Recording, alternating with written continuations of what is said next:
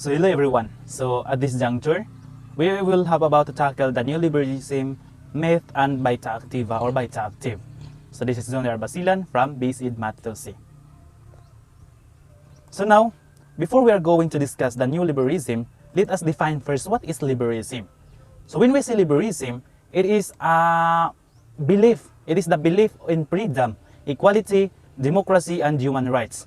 So this basically focus to attain in democracy or freedom of its individual. Alright, so that is what we call liberalism or liberty. Right. So now what is liberalism? Neoliberalism rather. So when we say neoliberalism, it is often characterized in terms of its beliefs in sustained economic growth as the means to achieve human progress, its confidence in the free markets as the most efficient allocation of resources. Right. So it emphasizes on minimal state intervention in economic and social affairs of its commitment to. So when we say neoliberalism, it is incorrelated with liberalism. On the other hand, that neoliberalism is basically focused to attain or sustain the economic growth of a society. So that is what we call the neoliberalism. So when we neoliberalism, right? Then there are a lot of people that are contributed to neoliberalism. So whereas that this endeavor is largely due to Senator Lauren Legarda and with the support of Virgilio Almario. So they conduct the second time in the history with the natural pavilion of the architectural Biennale of Venice. So in the 16th Venice International Architecture exhibitions, so the theme of it is a free space. So when we say free space, it can be a space for opportunity, a democratic space. So in connection with neoliberalism, so when a free space is just connected to neoliberalism, which is the democratic space or focus on the democracy or the freedom. So that is the free space and under the neoliberalism. Right. So next we are going to tackle about the myth. So when we say myth, it is a traditional story, especially one concerning the early history of a people or explaining some natural or social phenomenon and typically involving supernatural beings or events. Alright, so there is an animated introduction to Roland Barthes' methodologies. So we could not see it for now, right? So there are a lot of people that have contributed or writer that writes about the methodologies. So there is Jean Francois Lyotard, which is the grand narratives. He explained himself in his book, The Postmodern Condition. Right. So another one is the Dialectic of Enlightenment, which is written by Theodor Adorno and Max Horkheimer. And then next is the methodologies, which is written by Roland Barthes. So this is what we say or what we state recently, right? So there are, aside from them, there are a lot of writers that have contributed in the methodologies, which is the myth. So that is in myth. All right. So next we are going to discuss the active VITA.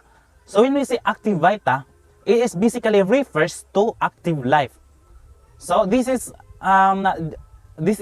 defined by Hannah Arendt by distinguishing it from the VITA contemplativa, right? So the first published, or the first that Arendt published in 1958 is the human condition. So when we say human condition, it basically explains on how human activities should have been understood throughout Western history. So that is in human condition. Next is the public and the private realm.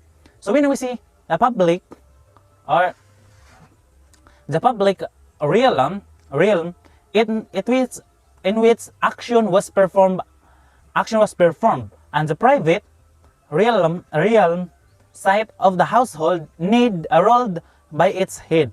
So this is the difference between the public and the private realm. So the public is action, where it's individual contributed an action to perform. Alright? So whereas in the private realm, the site or it may refer to the family or household, which is the household is ruled by its head or the husband. So that is the public and the private realm. So the next one is the labor. So when we say labor,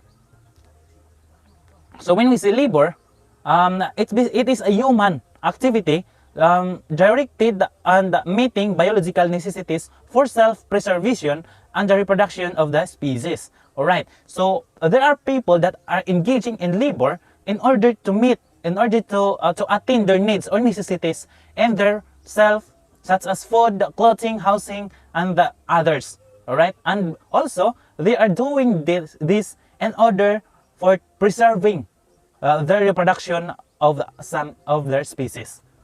So next we have a work. So when we say work, unlike the labor, so work has clearly defined beginning and end. So when we say work, it is clearly stated that there is a beginning and there is an end. So for example, when you are working in the Department of Education, so the start of your work is it when you pass the late exam and get some items, and then you are starting to work. So that is the beginning of your work. And then when you get retired in your age, so that is the end of the work. Alright, so next we have action.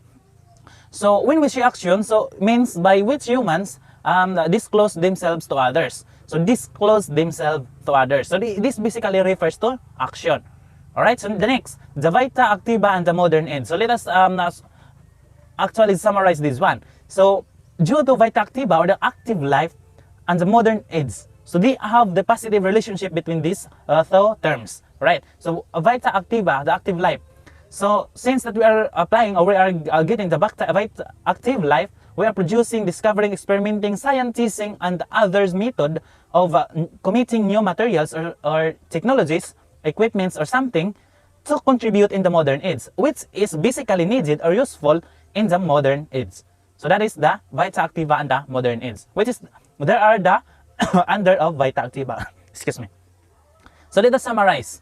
So the first one is neoliberalism is basically focus or target the freedom or democracy. When we say myth, it is correlating or commemorating the history or the traditional history in the form of using supernatural beings or supernatural events, right? So when we say last one is VITA, ACTIVA, so basically it directly focused on active life, so life to being active.